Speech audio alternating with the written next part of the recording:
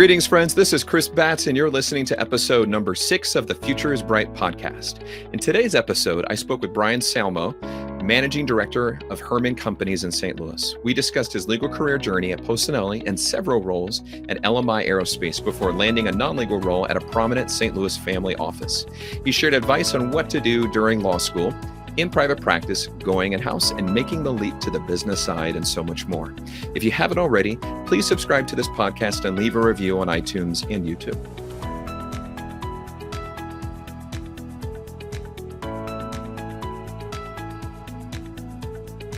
A bit more about Brian. As Managing Director at Hermann Companies, he focuses on sourcing, underwriting, and supporting the organization's direct investments. Before joining Hermann, Brian was an executive at LMI Aerospace, where he held a variety of roles, including General Counsel, VP of Human Resources, and a business unit leader over a multi-site P&L. Brian began his career as a corporate attorney at Polsinelli PC, where he helped clients through M&A, venture capital, and other complex transactions. Brian serves on the board of directors of the Great Circle and Chancellor's Council at the University of Missouri, St. Louis, where he earned a BSBA in finance. He also earned his JD from Southern Illinois University. Welcome, Brian, to the Future is Bright podcast. It's great to have you on the show. Likewise, honor and pleasure to be here, Chris. So, Brian, we've known each other for several years now, and I'm so glad that we were able to make this work, as well as amazing timing with your journey and the new role that you stepped into. So I want to start with, tell us a little bit about this idea of becoming an attorney. Where were you raised? Give us some idea of proximity of region, and law school, and then landing at Polsinelli. Sure. Like I said, great pleasure to be here. I've been a long time listener, and it's been fun working with you professionally and being friends. So again, thank you for the honor here today. So I'm born and raised in suburban St. Louis. That's where I live, and with my family, my wife and 2 children. My journey to where I am today, which is what I call more of a generalist executive role rather than a purely legal role, which is where I came up professionally, really started back in college. Maybe even a little bit before that, but I'd say in college it was very clear. I was curious how the mechanics of business worked, and wanted to get access to interesting people doing interesting things. And so I saw law school as a path, and becoming a corporate attorney as a path to do that. And so I went to law school at Southern Illinois University, had a great experience there, was fortunate to get a summer associate job with Polsinelli, which is based in Kansas City. I was at the St. Louis office. And that really launched me into a number of really great directions, working with early stage companies, middle market companies, doing deal work. It was exactly what was the hope when I went to law school, getting that good access to interesting situations and people. So, so your idea and your intention going to law school is going to be focused in corporate law. That was your idea versus a litigator, or was that a debate for you? No, it was, pragmatic. If the job was a litigator, I'd do it. But it was really in the context of deal making, understanding, how actually the example I had back, in college was, why do some companies get stock certificates and not others? If I buy shares of Coca-Cola on this, public exchange, why don't I get a stock certificate, but private companies do? And I learned that's a corporate attorney, kind of job to figure out those types of things. And so as I went through law school, I really liked the intellectual challenge of it. I really liked everything about it. And so I thought, if the job is as a litigator, that's okay. That's not really where my heart is, but I can make a good living doing it. But fortunately, I didn't have to cross that bridge. Awesome. So did you do both summers at Polsinelli, or why Polsinelli? Yeah, first summer was with an appellate judge in Illinois. Okay. And so just second summer. Honestly, it was it checked all the boxes. It was really just before the legal depression hit. 2007, 2008. Yeah. And it was just a fantastic growing firm, both in St. Louis and nationally. And it was exactly the type of work I wanted. It was really I'd say it seemed to be a welcoming culture. So I said it checked all the boxes.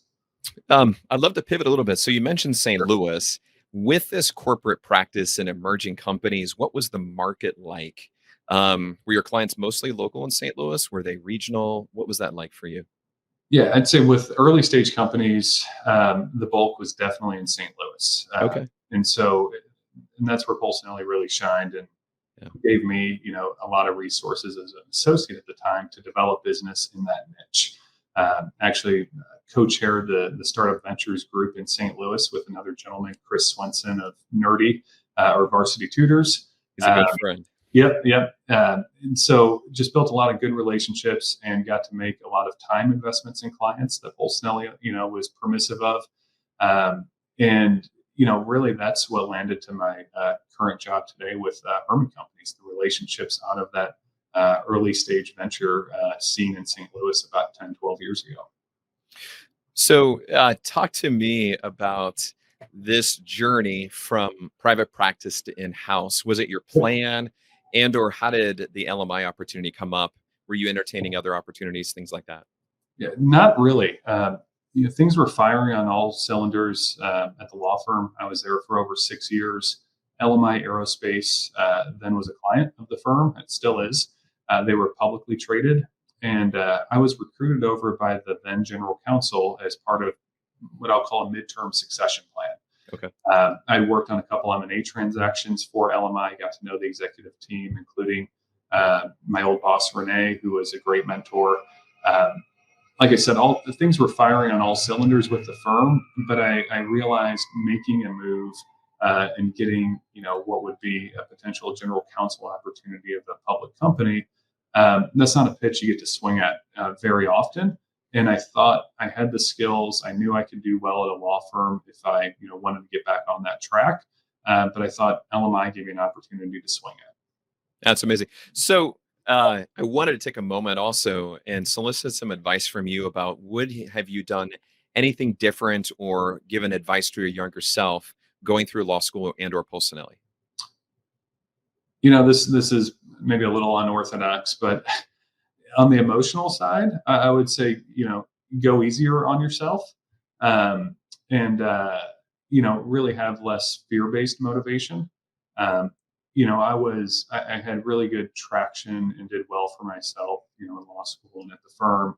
Um, but looking back, it was driven by a lot of there's the monster behind me, and if I don't do this, it may not work out well.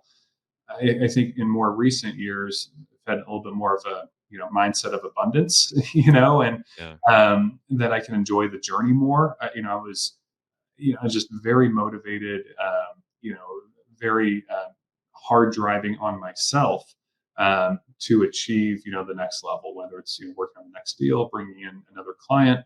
Um, and I wasn't always enjoying the journey. So I'd say you got to take law school very seriously. Your first few years out of school are incredibly formative, and get those hard skills that you'll benefit from the rest of your career, but at the same time enjoy the journey. Awesome. Let's jump in regards to LMI. So I know that was a dynamic environment Mhm. and opportunity for you. Could you allude to my audience or share Yeah. how things quickly changed and what continued to come to your plate? So I was at LMI for a little over 6 years, and what I with a little bit of hindsight now, I recognize some of the things we faced were unique to our industry.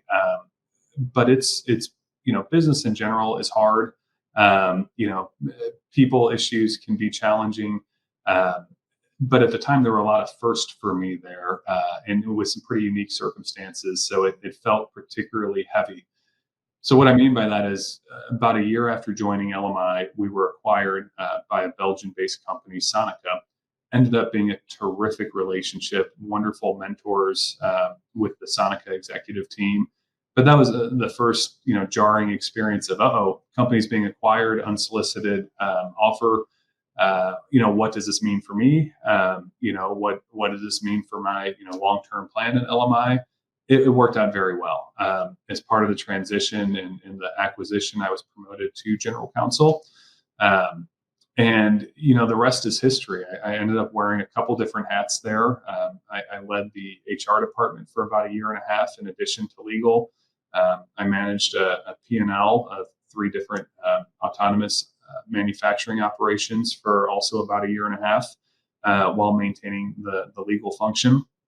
And it's really a testament to my then boss Ed and the folks at Sonica, who saw some ambition in me and a willingness to raise my hand. And when there were headaches of situations, if you have an executive leave and nobody to take the role, or you have some operations that aren't performing at a certain level, and there's not somebody to really go into the situation to fix it, I would raise my hand. I saw it as experience. And my boss Ed was just a wonderful mentor and sponsor. And he made a comment at one point. He said, I'll invest in you as much as you invest in yourself. And I think he saw I was willing to do the hard work and really roll up my sleeves to figure things out. And so it was a wonderful partnership. But yeah, to put a fine point on some of the, I'll say the headwinds we faced. Aerospace is a kind of a big word if you're not in it, but we make airplane parts, or we made airplane parts, and the 737 MAX was about half our business. So with Boeing having its challenges with that aircraft, we felt that in a tough way. The COVID challenges, I was leading the HR function during COVID, which hit aerospace head on, and as did the 737 MAX issue. And so unfortunately had to make a lot of hard decisions and go through a lot of hard reorganizations in 2020 and 2021. So yeah, a lot of change. It seemed like every 6 months there was another major project or a crisis. But we had a good team. They still have a great team, and great owner in Sonica, and people got through it one day at a time. So I just want to reiterate what I think I just heard you say, and I know this already, but I'll share it for my audience. So you came in as not the general counsel, as associate general counsel, or one of those roles that stepped Yep. down. And then that gentleman retired probably quicker than was anticipated. And you quickly became general counsel of a middle market aerospace company with how many years of experience? How many years were you at Polsinelli? I was at Polsinelli almost 7. So at that point, I was 8 years out of law school. Okay. And Yeah. again, that's a wild ride. That's exciting. And you uniquely, and I'll have you clarify a little bit this, but you were able to step into and oversee HR for a while when someone had departed, which again, on top of legal, and you were a team of one, was a Mhm. lot. And it was just amazing. And then on top of that, through the pandemic, you were managing a P&L. Mhm. How can that happen? How does something like that open up for attorneys who are in shoes like yours, who are saying, I've got capacity, I have interest, I'd love to do that? What was unique to your situation, Brian? Yeah, it's the normal caveats of right place at the right time. Right. An open-minded boss, or CEO in my case. The similarities between the different roles I had at LMI. It was similar to Polsinelli with the startup ventures work and some other projects I was pulled on. Probably ahead of my years. I think I do a fairly effective job of managing my core function, whatever I'm getting paid to do. Uh, I tend to, really ensure I nail that, and I don't typically raise my hand until that's well under control. But along the way, I'm making clear, hey, I have other, interest, or real practically. Um, I don't even necessarily ask for more responsibility. I just offer to help on projects. And so I'd say at LMI, as I think back, I developed a really good relationship with our CFO, helped him with real estate issues and a variety of other items that weren't core legal, they weren't core finance, they were just these things that people weren't really getting done because they weren't anybody's day job. And I would raise my hand and say, can I help you with that? And so similar at Polsinelli, I remember at the startup ventures work, working with our marketing department saying, yeah, I'll go to that event. If you sponsor this, I'll man the booth, so to say. And, the corporate loved it because they had representation. And so at that point, I'm building my brand, I'm meeting people, I'm learning new skills. The hard part, of course, is you do have to manage the day job. And Yeah. so it's not an either or. I think that doesn't work. And a lot of people think, why doesn't my boss pick me to do that, job? Or I would do that, but I still got to bill 2,000 hours. The reality is you got to do it all the above. Yeah. And that's where, there's not a right or wrong answer, but there's sacrifice. There's personal choices and balancing to do. And those were, trade-offs that I made well and not so well at various points. Yeah. And on a personal note, I know you had maybe some agreement with your wife, or knowing that you have family and trying to make that work. Was that formal, informal, or how that was going to progress for you guys in your marriage? Yeah, I'd say more push and pull. It's, my wife Caitlin's been very supportive, of me professionally. Where that gets tested though is, and where I'd say matured a little bit in absorbing some of the pressure is, all right, you put in a long day, but you got to leave, some of that stress at the door when you come home. Yeah. And so it just developing those types of, I'll call it more emotional muscles, because if you don't do that and your home life gets too out of balance, it affects you at work. And so it's really not work-life balance. It's work-life integration is how I think about it. I like it. Yeah. And it's about priorities. Somebody, gave me that advice probably 8 or 10 years ago. And I was struggling at the law firm of, I've got clients calling me. I've got, the firm clients, wanting me on big projects, starting a family at home. How does all this, balance? And they said, look, it's priorities. What are my priorities today? What are the non-negotiables? What do I need to be there for? That doesn't solve the headaches, but that can help crystallize some thinking. Yeah. And so, yeah, my wife's been extremely supportive, but she's also called me out of, no, that you got to leave that stress at home, or that stress at work, or, hey, we're home now. Let's put the phone down for a little bit. But she's also great. And you need to work on something this weekend, we'll be out of your way. Love it.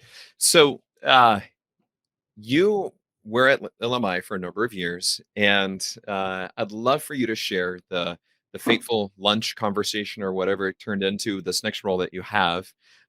Explain with my Yeah. audience what you're doing, how that took place, and how does that fit into this picture for you? Yeah. So I'll give the basic facts, and then I'll get into, how it can be quirky or it can make all the sense in the world, depending on your vantage. So I now work for a family office called the Hermann Companies, and we're practically an investment firm, primarily in private businesses. This opportunity, and my title's of managing director, so it's not a primarily legal role, although I certainly bring my legal skills to bear on a regular basis. This came out of a relationship that went back 10 or 12 years ago. So Rick Holton, who's one of the principals here, did a lot of wonderful things and still does in the St. Louis startup community and otherwise. He was a co-founder and general partner of a very influential VC firm here.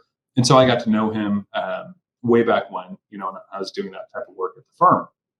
I also got to know his attorney, that did a lot of work for him as well. And so several months ago, I was having breakfast with that friend, Daniel, who's the general counsel at Hermann Companies, and was explaining how I'm always open to different things. He was testing, would I be open to ever leaving LMI, and telling me about Hermann's strategic plan to bring on somebody with both deal and operations experience.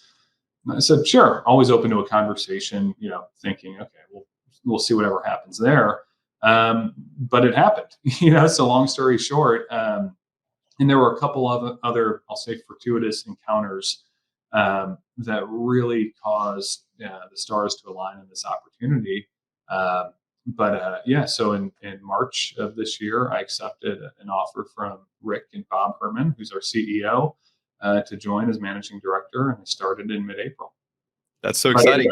But I'll say it goes back to the early relationships. Back at Bolsonelli, maintaining contact with various folks, even if there's not an obvious business end. It's just get to know people doing interesting things and keep those relationships up, and who knows how the dots connect going forward. So, and again, real briefly, what are you doing now?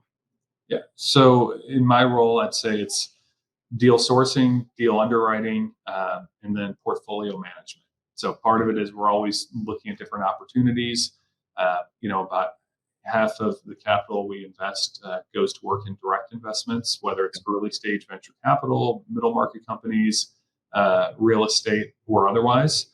The other half gets invested with fund managers, thereabouts. So again, could be PE funds, could be hedge funds, you name it. Um, but Bob Herman and the Herman family have always been innovators, and they're always looking to bet on rising stars. Rick's a third generation family member, Bob's second generation.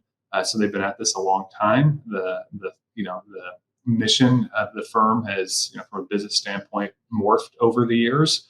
Now I'd say we're, squarely an investment firm. So, you know, going to law school, headed to, being at Postonelli, going in house, was it ever that desire eventually to get to the quote unquote full business side that isn't dedicated to legal? Or was that a question in your mind, or if this were to happen? No, it really was the desire.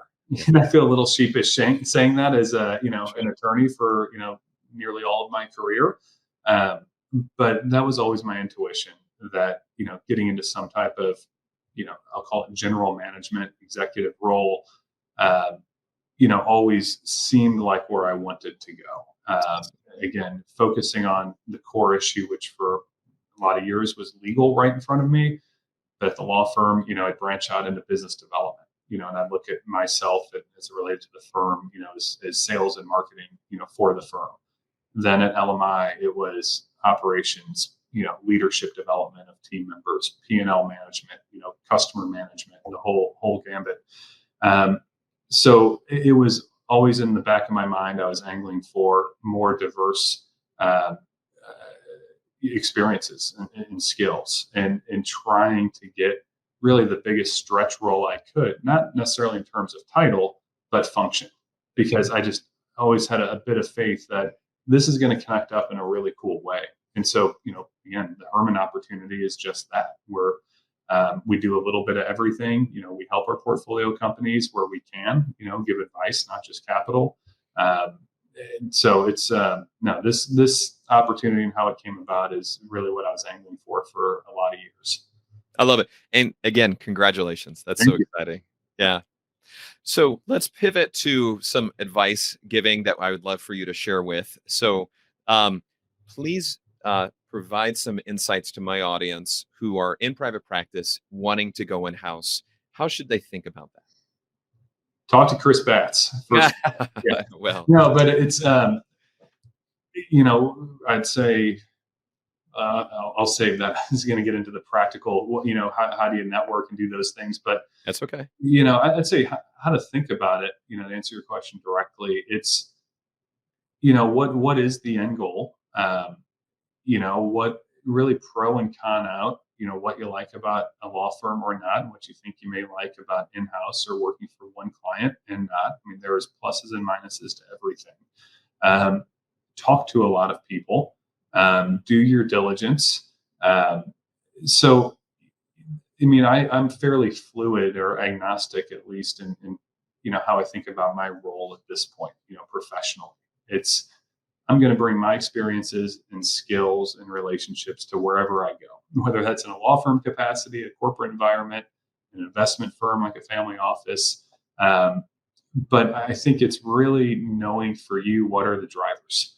If you're at a law firm and you're saying, I don't like the hours, but I like the work. Okay, well, you got to be careful, because a lot of cultures of companies aren't going to have very different demands or hours. So I think it's just being very, clear with yourself and objective with yourself. What are you trying to run towards and run away from? And then I think what helps inform that is talking to a lot of people, diverse experiences, inside and outside of legal. I mean, it could be, talking with folks at accounting firms, and people who've made the transition from public accounting. I mean, all of that gives you a little different nuance and perspective to make what's a really big decision, what you want to do with your career. Getting a job is really hard, even in a good job market, or any job you want practically is generally challenging. A lot of factors have to be going in your favor.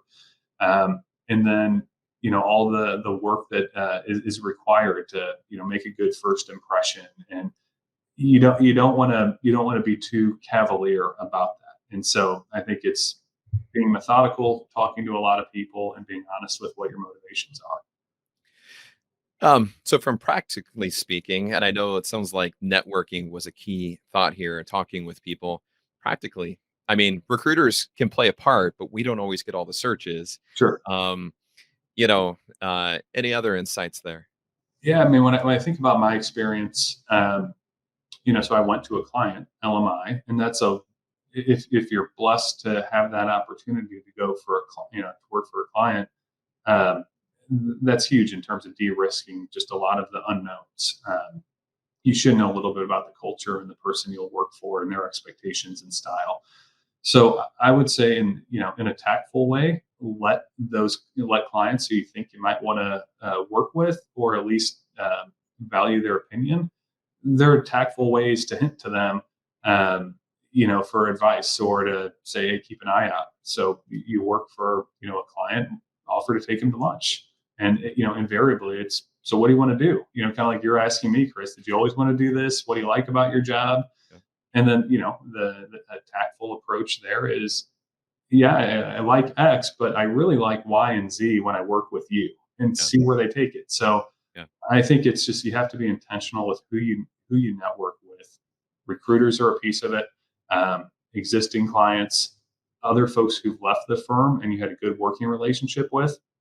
I would say those are relationships you maintain when you don't need anything, when there's not an ask.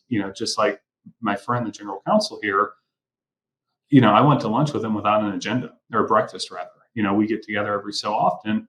Um, and it makes it so much easier when something does cross his radar, like this. Oh, we're doing strategic planning. We're looking to hire a person with deal and ops experience. Oh, that's tailor made. Perfect. Yeah, let's talk. Um, there's a lot of dry wells that are drilled, between meetings like that. But it's people who've left the firm. You have to go to other law firms. There's just you get so much perspective, and like I said before, nuance, that you see things through a different lens when you hear them talk about, I left that firm because of X, and I like, Y and Z better about my current firm. Okay, it doesn't mean I'm going to work there, but it just gives me a different perspective. Thank you, Brian. So let's pivot, and I want to bring up. So there's two themes that are huge for you. Your emphasis continuously today has been around relationships, Mhm. and I think you've given that a lot of airtime. What I want to also do, and I think it's a superpower for you, another superpower for you that I'd love for you to elaborate and explain is this your ability to be a generalist.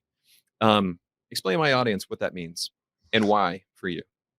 Yeah, I mean, how I think about the term generalist, professionally, is somebody that is willing to go outside their core area. And so, and that's how you grow, and become a generalist, or become have a bigger core area, I should say, and expand your core. For me, my core started out as a corporate or deal attorney. And I recognized I liked a lot about it, but it wasn't scratching, my entire professional itch. And so I ultimately thought, you know, being able to, I picture, the various business functions, and I enjoy aspects of all of them: accounting, finance, sales, marketing, HR, ops, legal, um, as plate spinning. And, what brings me the most joy, I don't know if it's my highest and best use, but walking around and ensuring all those plates are spinning. Um, Tangentially related, what I learned a lot about at LMI, through hard knocks, and through good, mentors and a good coach, is the people leadership side of it. I mean, it's one thing to study a textbook, read a Wall Street Journal article, and have some talking points about a function or about a situation. But when you get put in the trenches and you're dealing with real people, with real, issues and personalities and motivations, how do you enable them? And so really getting some definition around leadership, and valuing that. To me, that always felt like a fluffy word, but really understanding what that means and what that can enable, was a powerful experience and exposure at LMI. But yeah, so for me, generalist means, I can add value really in any of those business functions. And, again, I've, it's funny, growing up, I wasn't a particularly good or strong student. And I now recognize it as I was bored. I like variety. It's kind of like a fast twitch muscle, or I'm the sprinter. I like, focusing on something, fast and hard for, a little bit and going on to the next thing. When I, matured and, through law school and, law firm, recognize, all right, you gotta, work towards endurance. You gotta build the endurance muscles too. I mean, that's doing your immediate job well. But using those fast twitch muscles for those adjacent opportunities, and pretty soon you look up and you start collecting, various other functional experience. I love it. And I think it is a very powerful thing when it all kind of comes together, as you're now able to demonstrate with the Hermann Companies and even at LMI as you continue to Mhm. equip. So I want to transition to our last question, and I really appreciate your time today. Brian, how can people find you, contact you, follow you on social media? Sure. I'd say LinkedIn is wonderful. So Wonderful. Brian, Salmo, Salmo on LinkedIn, please reach out. I'll certainly accept and see where the conversation goes. Also, B Salmo at Hermcos, HERMCOS.com is my email address, or go to hermcos.com to find me. But I'm always open to, to trade advice and war stories. I firmly believe, as I said, towards the beginning, we're on a journey, and things happen when people connect. That's really what leadership means to me now. To close that other point is it's making things happen through others. And so, what gives me a lot of satisfaction today is helping people get to where they want to go. So, whether it's advice to an associate in a law firm, a general counsel that wants to make a move and do something else. Bring it on. Find me on LinkedIn or send me an email. Awesome. Brian, thank you for your time today. It's been a pleasure. Likewise, really appreciate it. Thanks, Chris. Awesome.